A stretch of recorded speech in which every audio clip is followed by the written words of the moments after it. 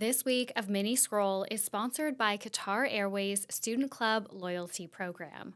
As you all know, last week, one of my founder dreams came to fruition when I spoke at Web Summit in Doha, and Qatar Airways helped make that dream happen for me.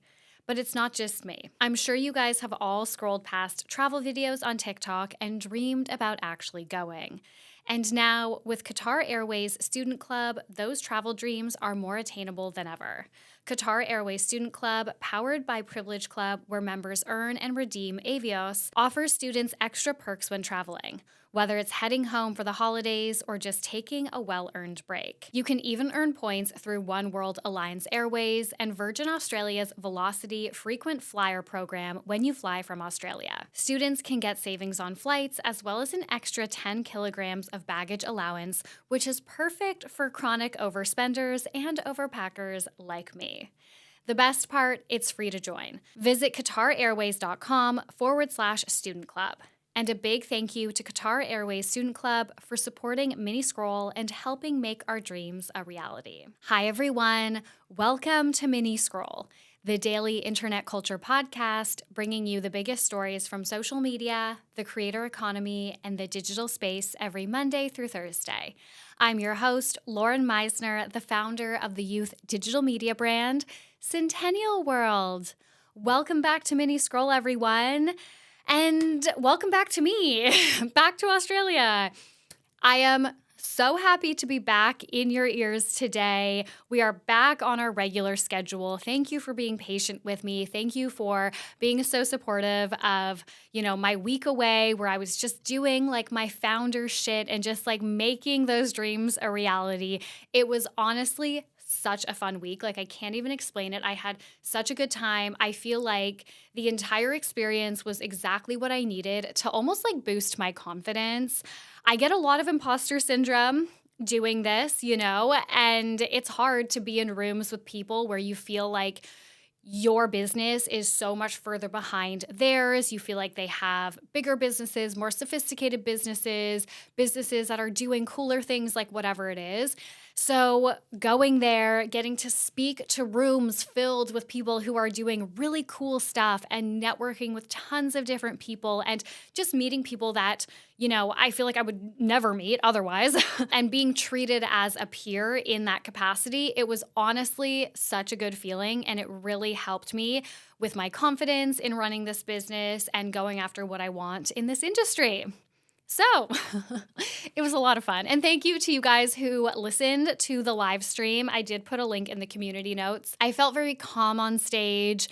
That's something that I am realizing. The last few times that I've spoken, I have felt very calm, even though the opportunities were much bigger than I've ever done before. So yeah, I don't know. I feel like I feel like this opportunity helped me like come into my own in this like next phase of my journey of like running this business. So with that being said, we need to get into the stories for today, you guys, because I have like 100 stories. So much happened while I was gone, and I already have a full list for tomorrow. Like, I couldn't go through all of them today, so we have a lot to get through. The first story that I have for you guys is I need to talk about how Tate McRae's album is causing the pop fans to fight. Tate McRae's new album, So Close to What, was released on February 21st, and it has become one of the most talked about album releases in a long time. The album, which is her third full-length album, has already seen massive success. It's her first #1 album on the Billboard 200 chart and has seen the biggest debut week by units for an album by a woman in the last 5 months. Despite this mainstream success, the pop fans are fighting online about basically how good the album is, if it deserves this hype. The debate really started with Swiftologist, who is a popular music review creator. They posted this review saying that Tate is close to being a main pop girly, but that her lyrics lack depth, which is holding her back, and that the album itself lacks a clear theme. He said the album was not so much recaptured homage to the 2000s pop era, but felt more like trying to imitate it and kind of falling short of that. Now, I do want to say, he did say very nice things about Tate as well, but the criticism, obviously, is what took center stage, and Tate's fans, which I only discovered through this review, they are called tater tots. I love that. They were obviously unhappy that their fave was, I wouldn't say being dragged, but that she was being criticized. However, this really popped off when Canadian entertainment creator producer Liz shared her 2 cents on this feedback. Essentially, Liz explained that a lot of the criticisms against Tate don't take into consideration that she is Canadian and Canadian culture/Canadian music is unique to mainstream American pop music culture. Seeing the majority of pop culture commentators and critics have opinions and analyses that fall in the lane that the Swiftologist video has, so I'm using it as an example to tell y'all American pop music references are not enough to understand So Close to What. And a lot of y'all are really telling on yourselves when you post your critiques of this album and you do not engage in the cultural context of which Tate McRae was born and raised. And while no one expects international pop culture critics outside of Canadian borders to have a deep and thorough understanding of Canadian pop music and Canadian pop culture, if you want to play professionally in the arena, if you want to come onto the internet and talk about this album and you refuse to engage in the cultural context of which So Close to What is so obviously ingrained, then it's going to be up to a Canadian pop culture commentator like me to inform you of what you have completely missed. So now the Swiftologist has responded, saying not to producer Liz, because producer Liz was actually very nice in her rebuttal, I guess, her response, but he has responded using her as a jumping off point, saying, I cannot believe how savage the tater tots have been. This is just how it goes when you're criticizing anyone that has such a fierce fandom, the way that music artists do, pop girlies do, influencers, we know. This is no surprise. We know. But music is so subjective. There is going to be a huge portion of people that don't like an album, no matter how good it is. And that's okay.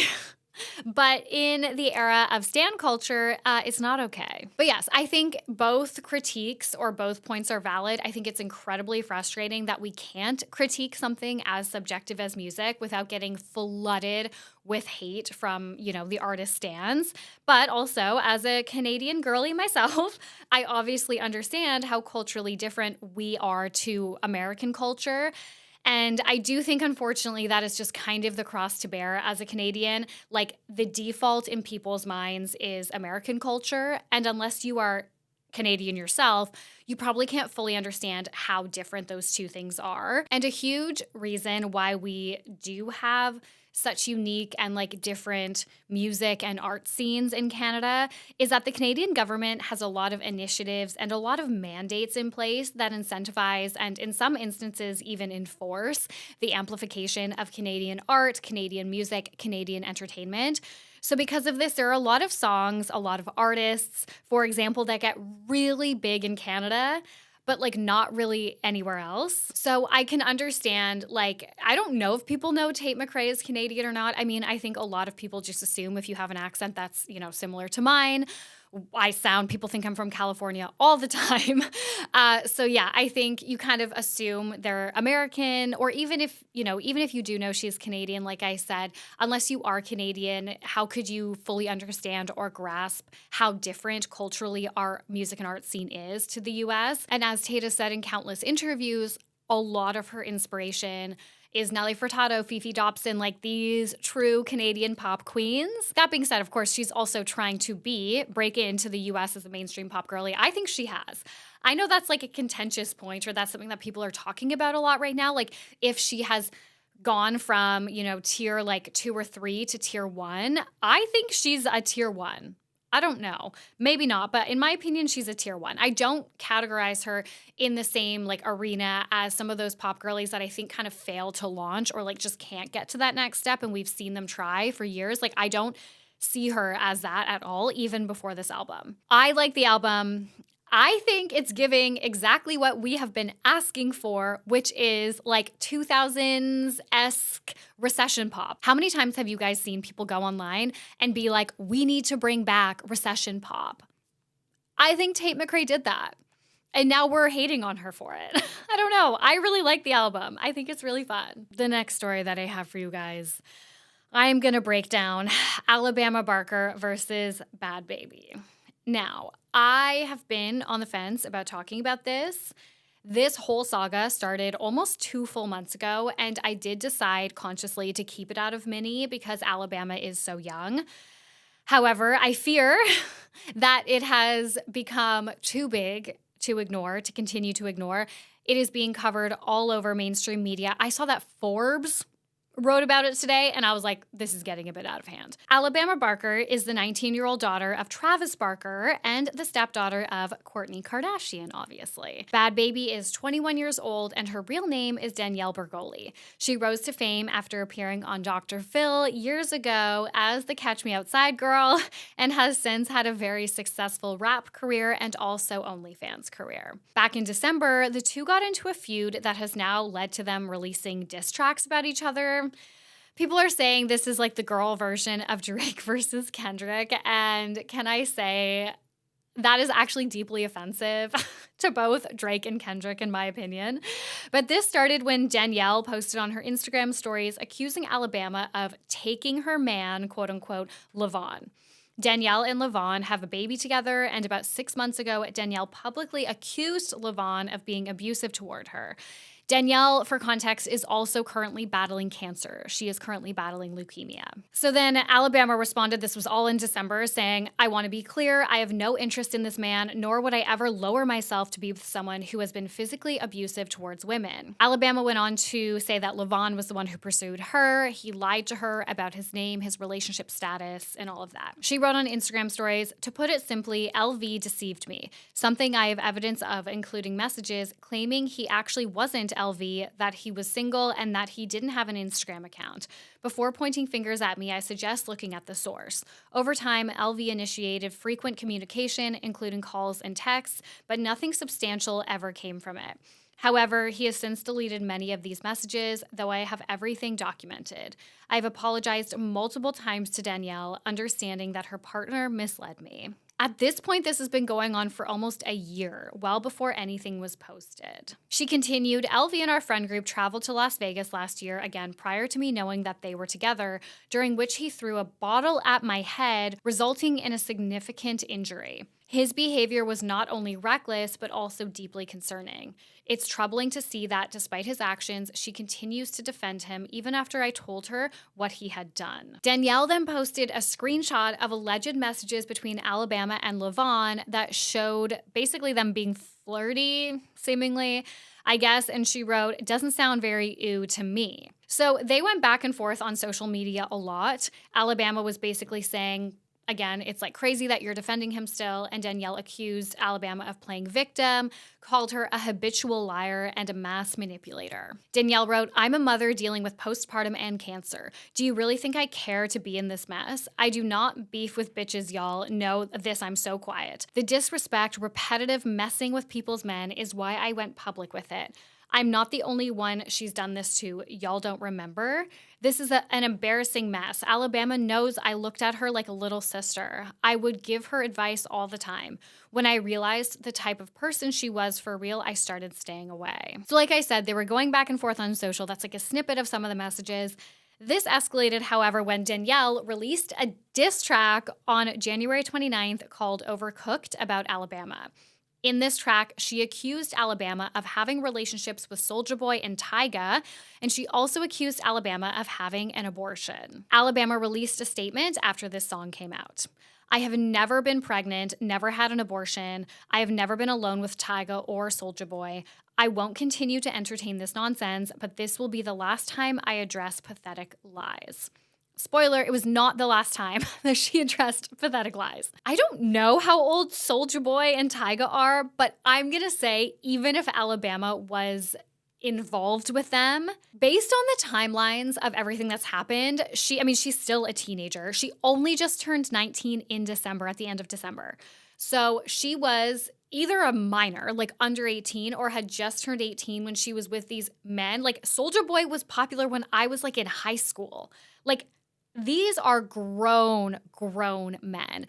So to say that like she's playing victim and to be putting the blame on her as if she's like the one manipulating these men and taking these men from their women and whatever, is so off base in my opinion. I truly believe if that is the case, then Alabama has been groomed by these men. I also think accusing her of having an abortion, whether she did or she didn't, is so disgusting. That is not her information, like Danielle's information, to make public about Alabama. And I mean, Alabama having to address that when her whole family is famous, her whole family obviously is going to see all this on Instagram. You know, you have no idea how people's friends and family will react to that. You have no idea how they personally feel about having to make a decision like that. It's such a deeply personal decision to make. I don't know. I'm honestly shocked by this. So then in February, Alabama released her own diss track called Crybaby, where she doubled down that Levon pursued her. Her diss track was not well received. I mean, the thing with Alabama Barker is she is not very well liked. The internet does not like Alabama Barker because, I mean, for some valid reasons, but she's a Nepo baby, so we automatically don't like Nepo babies. And she blackfishes a lot, and people have a big issue with that, which honestly is fair enough. And she does kind of get into drama and stuff, but again, like, she's so young, I don't know. So Danielle has now released Miss Whitman, which basically says some of the meanest things about Alabama and doubles down on her original claims about Soulja Boy, Tyga, pregnancy, all those things. So like I said, people are really on Danielle's side. Everyone loves Miss Whitman, and there are a few lines from it that are like going viral on TikTok, and I get it. It is like catchy for sure. And people are like, thank you, Alabama, for bringing back like OG Bhad Bhabie. We've missed her. I don't know. This is getting really messy. But one of, I guess, the most wholesome parts of this story, is that Landon Barker, Alabama's brother, has been posting nonstop on TikTok just videos of him lip syncing to songs by The Fray, like a few doors down from his sister's room. And his sister is getting dragged across the entire internet, and he is staying completely unbothered. He is staying out of it, and he is staying in his room lip syncing nonstop to The Fray. People are like, what would it take to disturb Landon's peace? Also, I haven't seen anyone else report on this, but this is like my theory. I think Travis Barker made his own little statement yesterday about this. So he posted a photo of him in Alabama from like years ago giving the finger, and he posted it on his Instagram stories yesterday. So I think that was him, you know, taking Alabama's side. I mean, obviously he's going to take his daughter's side, but you know what I mean? Like, I think that was him being like, fuck everyone. Shut up, haters. Yes, at a high level, that is the Alabama Barker versus Bhad Bhabie feud. Let me know what you guys think about that. A little offshoot from this story is that Kourtney Kardashian has addressed her son, Mason Disick, the rumors that he is a child. What was that sentence? Whatever. You guys know what I mean. Okay, so there were rumors last week from a fake social media account that Mason Disick, Kourtney's eldest son, is a dad. So she responded to these rumors now. She said on Instagram stories today, I rarely address rumors or conspiracies regarding myself or my family, but this is about my child, and it feels wrong to let anyone think for a second that these lies are remotely true. They are not. She went on to say that the accounts pretending to be him are not him, and that her son, quote, really values his privacy, and I am asking all media to please be respectful. He is a kid with feelings and a beautiful life ahead of him. Please stop spreading false narratives and spinning lies. So I guess Mason Disick is not a father. Okay, the next story that I have for you guys, another quick one. Colleen Ballinger is apparently quitting YouTube, and nobody cares. So Colleen Ballinger has announced that she is taking an indefinite hiatus from YouTube vlogs because she is burnt out and needs to heal in a million different ways, she said. And honestly, internet users don't care. And a lot of them are basically telling her that they wish that she would stay gone forever. And I mean, aside from the fact that, like, I feel like they probably need her income, I wouldn't be surprised if she did decide to just quietly, you know, remove herself from the internet for a very long time. But I guess we will see. The next story that I have for you guys is that Corinna Kopf has spoken out against Mikaela Testa amid the Anna Paul allegations. This is quite the crossover. So Corinna Kopf, who is best known for being a part of David Dobrik's Vlog Squad, and then she also had a successful streaming career and also an OnlyFans career, she has inserted herself into the Anna Paul and Mikayla Testa feud. It seemed to start when Mikayla posted that Drake, when he was in Sydney, he wore It Makes Me Feel Broke shirt, which obviously comes from Anna Paul's apology, quote unquote apology TikTok. And so Mikayla wrote, "It looks like Champagne Papi has picked his side with his I Feel Broke tee in tonight's show in my city, LMAO." Oh, sorry, it was Brisbane. I think it wasn't Sydney. And then Corinna, who is an American influencer, but I guess her and Mikayla used to be really good friends. She wrote on Instagram stories, "Until I met her, I never encountered a true pathological liar. I'm done sitting here in silence while other people suffer over someone I have firsthand experience with. I mean this wholeheartedly when I say Mikayla Testa is the most narcissistic and manipulative person I've ever met. Until I met her, I had never encountered a true pathological liar." Mikayla responded saying, "Corinna doesn't know me well or my friends. Ask my 10 friends that have come into contact with her. She is a parasocial fan for Anna and Addis. In 2021, she was paying people to ban my Instagram as I started to blow up. I didn't know her. In 2022, she invited me to the Bahamas after Addis and I had broken up, but meanwhile, she was texting him trying to meet up. He told me everything. In 2023, she was still trying to be my friend online by grooming me by posting photos of me on her story and posting nice things about me. I'm sure it was all for collabs on OF, because Mikayla also does, or did. I'm not sure if she still does. I think she does OnlyFans. We met for the first time and I loved her. She asked me everything about the Pauls and I told her exactly what I've been telling you guys, without gruesome details, of course. She then unfollowed Addis on Instagram.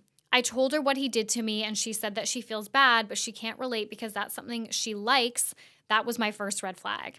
I was unconscious, so I don't know how I'd like it." Because as we know, Mikayla has accused Addis, who is Anna Paul's brother and used to date Mikayla, of abuse. Mikayla continued more. "She's mad this morning and gone off on a tangent because I'm posting about Drake. We all know the history there." Does Drake have a history with Corinna Kopf? That is something I don't know. Corinna is not a girl's girl. Her entire personality is surrounded by male attention and what man she is meeting up with next week. She doesn't care about women or friends. She hurts in the process. She doesn't know Anna, will never know Anna, and her invites over the last few years have fallen on deaf ears. She's almost 30 and relies on young creators and internet drama to boost her OF and create abundance. Whew, okay. And then Corinna responded, and these were just like voiceover videos. So she said, "If I was so envious of someone blowing up and trying to get their Instagram banned, why on earth would I tag her in every single one of my Snapchats? Over and over again over a 4-week span, blowing her Snapchat following up to 750,000 followers. That just doesn't really add up to me." She also said that she's always felt this way about Mikayla and even discussed it with others. And others agreed with her, apparently, allegedly, that Mikayla was a, quote, pathological liar.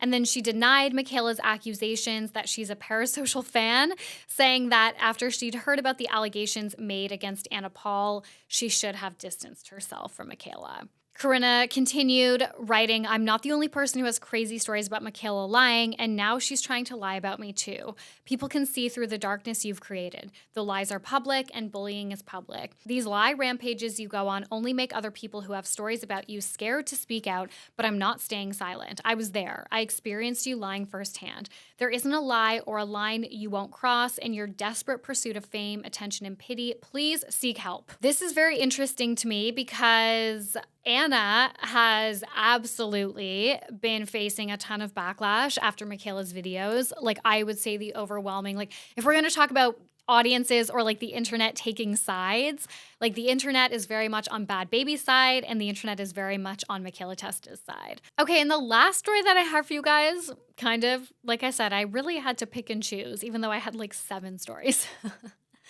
Is that Alix Earle got quote unquote dropped by Alex Cooper's Unwell Network. So we have been talking about this. I have been doing stories about something going on between the two of them. The internet has taken notice. You know, we all knew something weird was going on between the two of them. And then last week, I think it was Variety that first reported it. And Variety is obviously very legit. So media outlets were reporting, basically using this exact wording, that Alix Earle had been dropped from Alex Cooper's Unwell Network. However, Alix Earle herself addressed these allegations very, very briefly in a TikTok video over the weekend, basically saying she has no idea what's going on. So my opinion here is that the contract was probably up. They all probably knew that Alix Earle was going to be taking her podcast solo or like without a network or starting her own thing, whatever. We know that, her dad came on board as her manager and has talked about how she signed kind of shitty business deals. A lot of people think that was referring to Unwell. So yes, we knew that probably Alix's hot mess, her podcast, was not going to continue on the Unwell network. And I think Unwell tried to get ahead of it and do this like PR spin that they dropped Alix Earle. But everyone saw through it right away because like, why would this network drop the most famous influencer that they have on its roster? And Alix Earle's star has only continued to rise since she signed with Unwell. So from a business perspective, that does not make sense that they would like choose to drop her. I'm going to assume it's because either A, she wanted way more money and they didn't want to give it, or B, she just decided I'm going to do this on my own or whatever. I don't think she's going to stop her podcast. I think her podcast seems to be actually like a big part of her brand now. But yes, that is the tea. That's it for Not So Mini Scroll today. I love you guys. Please rate, review, and subscribe. It helps us so much. It helps us grow. We're trying to get to 1,000 Spotify star ratings, so please star rate us. I love you guys, and I will talk to you tomorrow. Bye.